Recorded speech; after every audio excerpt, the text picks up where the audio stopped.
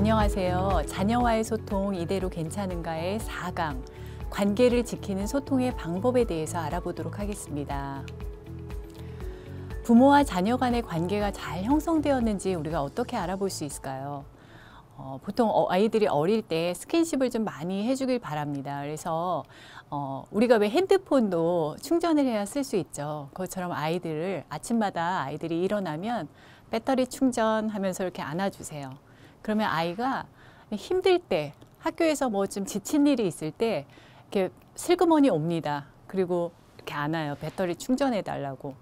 힘들 때 생각나는 사람이 부모가 되면 너무 좋겠죠. 그래서 아이들이 잘한 것, 좋은 것을 얘기하는 거는 뭐 누구한테나 할 수 있지만 자기가 정말 어려운 거, 힘든 거, 아무에게도 얘기할 수 없는 걸 얘기할 수 있는 존재가 바로 우리 부모가 돼야 되기 때문에 어릴 때부터 이렇게 자연스럽게 항상 배터리 충전을 해준다고 하면서 안아주면 아이가 나중에 이제 캠프 떠나기 전에 뭐 2박 3일, 1박 2일로 어디를 좀 장기간 가야 될 때는 뭐 부모가 와서 인사하라고 하지 않아도 아이가 와서 이렇게 볼에 뽀뽀하고 갑니다. 잘 갔다 올게요 라고 하면서. 그래서 이런 관계가 형성되어졌다면 그래도 나는 부모와 자녀 간의 관계를 잘 형성해 왔구나라는 걸 또 알 수 있고, 또 마지막으로는 아이가 이야기가 많아져요. 캠프를 갔다 왔다거나 친구들하고 오늘 같이 밥을 먹고 왔다면 아이들이 오늘 어떤 얘기들을 했는지, 친구가 어떤 고민이 있는데 어떤 이야기들을 했는지, 캠프에서는 어떤 일이 있었는지에 대해서 막 이야기를 합니다. 남자아이든 여자아이든. 근데 그런 관계 형성이 제대로 잘 안 되면 아이가 연령이 높아질수록 절대 얘기 안 해요. 집에 오면 문 닫고 방에 들어가 있고. 그래서 우리 아이가 밖에 나갔다 왔는데 이야기가 많다. 그러면 그래도 내가 자녀와 소통을 잘 했구나라고 생각을 해볼 수가 있습니다. 그러면 관계를 지키는 소통 방법 첫 번째 어떤 게 있을까요? I 메시지라고 하는데 나를 이용한 메시지를 사용하는 것이 중요해요. 주어가 you가 될 때에는 어떤 비난이나 지적의 의미로 이야기가 많이 되어집니다. 그런데 나를 주어로 하게 되면 내가 지금 너에게 무엇을 원하는지에 대한 분명한 의사표현을 하게 되고요. 또 지금 나는 이 일 때문에 어떤 감정을 느끼고 있다는 것을 잘 전달해 줄 수 있어요. 그리고 앞으로 이 상황이 어떻게 됐으면 좋겠다라는 문제 해결의 분명한 방향을 제시해 줄 수 있다는 점에서 우리가 I 메시지를 사용하는 것이 좋은데 한 일례를 한번 살펴보도록 하겠습니다. 예를 들어서 이제 어떤 사람에게 편지를 썼거나 메일을 보냈는데 아직 답장이 없을 상황에 왜 아직도 답장을 안 줬어? 언제 답장 줄 거야? 라고 물어보는 것보다는 나는 아직도 너의 답장을 기다리고 있어 라고 I의 메시지로 얘기를 하면 훨씬 더 공격적이거나 비난하는 의미보다는 지금 빨리 보내줘야 되겠구나라는 메시지를 좀 부드럽게 우리가 전달하는 방법입니다.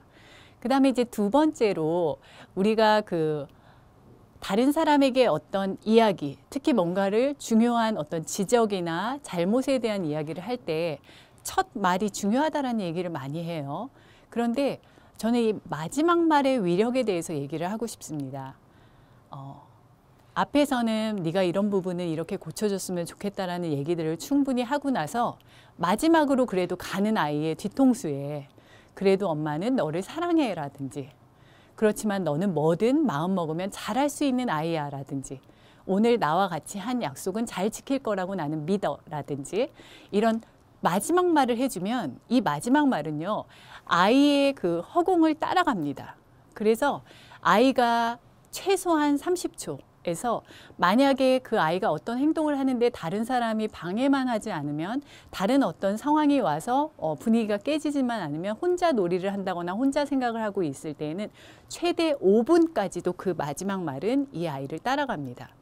그래서 아이가 나는 참 괜찮은 아이야. 비록 이번에 실수를 했지만 나는 뭐든 마음 먹으면 잘할 수 있는 아이야. 그리고 나는 이러한 행동을 했었을지라도 우리 부모님은 나를 사랑해. 그리고 나는 앞으로 내가 약속한 거를 잘 지킬 거라고 우리 엄마는 믿고 있어. 라는 이 마지막 말이 이 아이의 뇌리에 계속 남아서 훗날 아이가 세상을 살아가면서 뭐 성적을 잘못 받아올 때도 있고 친구와 다툼이 있어서 마음에 상처를 받는 일들도 있지만 그럴 때마다 쓰러지지 않고 거기에 좌절되지 않고 자신에 대한 자존감을 지킬 수 있는 보석으로 이 마지막 말이 작용을 하게 됩니다. 그래서 항상 아이에게 어떤 훈계를 한다거나 뭐 야단을 치는 경우도 있고 아이에게 어떤 이야기를 할 때 마지막 말만큼은 꼭 아이에게 긍정적인 말을 꼭 해주시길 바랍니다. 아이도 아무리 어린 아이일지라도 어린이집을 다니는 아이일지라도 유치원을 다니는 아이일지라도 그 유치원 생활이 아이에게는 사회생활이에요. 여러분들 직장에 다녀오면 상당히 피곤하죠. 가서 스트레스도 많죠. 아이들도 그렇습니다. 무언가 가서 자신이 독립적으로 어떤 것을 해야 되고 또 또래와의 관계를 맺어야 되는 것들이 아이에게도 하나의 사회 경험이고 사회생활이고 또 스트레스예요. 그래서 아이가 집에 돌아왔을 때에는 좀 쉼을 얻을 수 있는 게 중요한데 그 방법 중에 하나가 뭐냐면 눈을 마주보고 이야기하는 거예요. 아이 컨택이라고 하죠. 그래서 처음에는 우리가 길게 못 봅니다. 아이하고 한 30초 정도만 엄마 눈을 볼래? 우리 눈을 보고 한번 눈 얘기해보자 하면서 눈을 보고 오늘 어땠어? 무슨 일이 있었어? 라고 얘기를 하면 30초만 해도 부모와 아이 간의 그런 서로 하루 종일 있었던 스트레스가 이렇게 치유되는 걸 느낄 수가 있어요.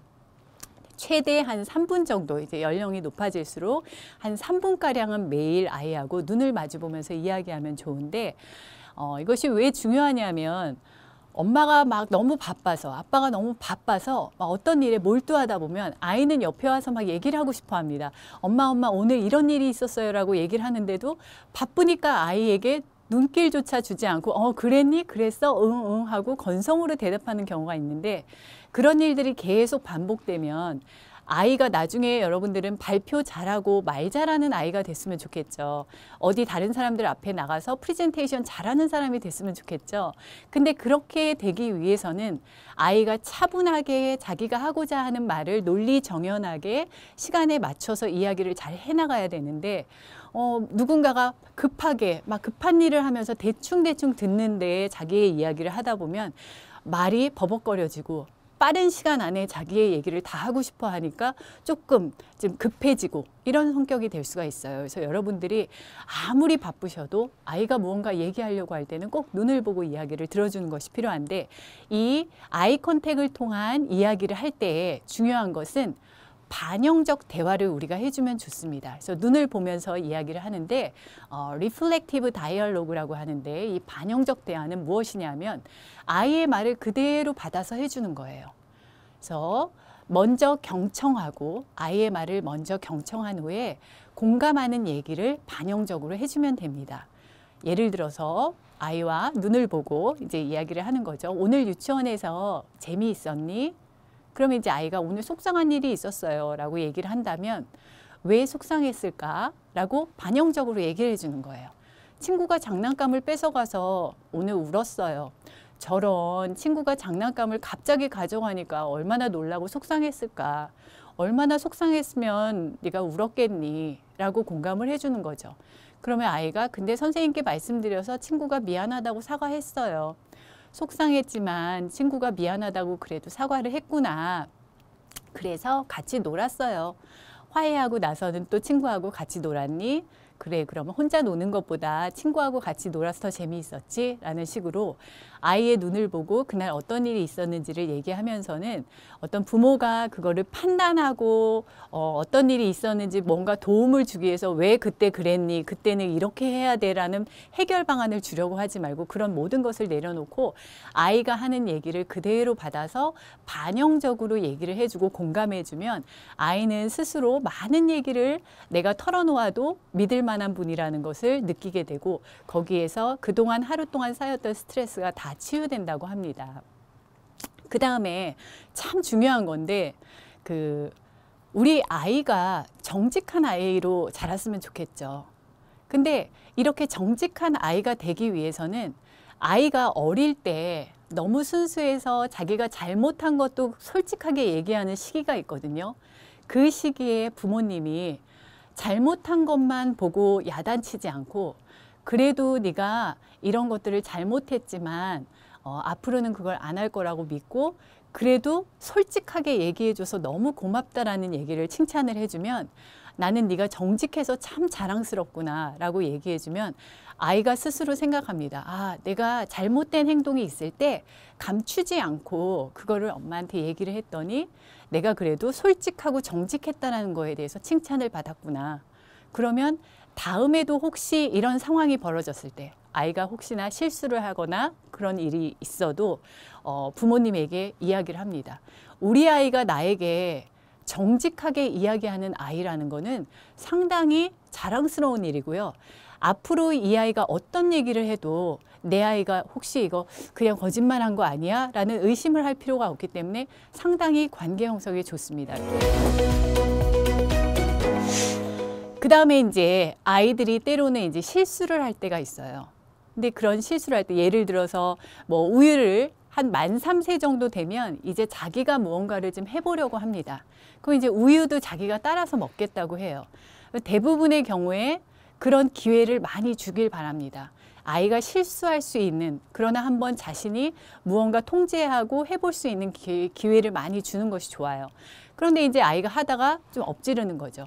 그랬을 때 많은 여러 가지 이제 반응들이 있는데 가장 좋은 반응은 아이에게 사람은 누구나 실수할 수 있어. 엄마도 가끔 흘릴 때 있어. 근데 실수한 거를 네가 좀 닦아주겠니? 라고 해서 실수한 것을 다른 사람이 해결해 주는 것이 아니라 자기가 책임지고 스스로 해결해야 된다는 걸 배울 수 있도록 해주는 것이 좋습니다. 사실은 카페트에 우유가 좀 이렇게 쏟아지면 어른이 성인이 깨끗하게 닦는 것이 훨씬 더 깔끔하고 빠릅니다. 훨씬 효율적이에요. 그러나 아이에게 이걸 닦으라고 하잖아요. 닦다가 카페트 옆으로 더 많이 번집니다. 그럼에도 불구하고 자신이 실수한 거에 대해서 스스로가 책임지고 할 수 있도록 도망가지 않고 그걸 책임질 수 있도록 하는 메시지를 아이에게 전해줄 수 있기 때문에 그거는 좋은 방법입니다. 그래서 여러분들이 아이들이 실수를 두려워하지 않고 대신 그 실수를 책임질 수 있도록 했으면 좋겠습니다. 지금까지 4회 동안 자녀와의 소통 이대로 괜찮은가라는 주제로 우리가 여러 가지 관계를 소통을 통한 관계 형성에 대한 방법들을 알아보았는데요. 여러분들이 기억에 남는 것들을 실제로 아이들과의 관계에서 실천하시면서 정말 건강하고 탄탄한 부모와 자녀의 관계를 맺어가시기를, 그래서 우리 자녀들이 성장하여서는 정말 성숙한 인격체로서 이 우리의 사회를 잘 이끌어 나갈 수 있는 리더로 설 수 있기를 바랍니다. 네, 수고 많으셨습니다. 감사합니다.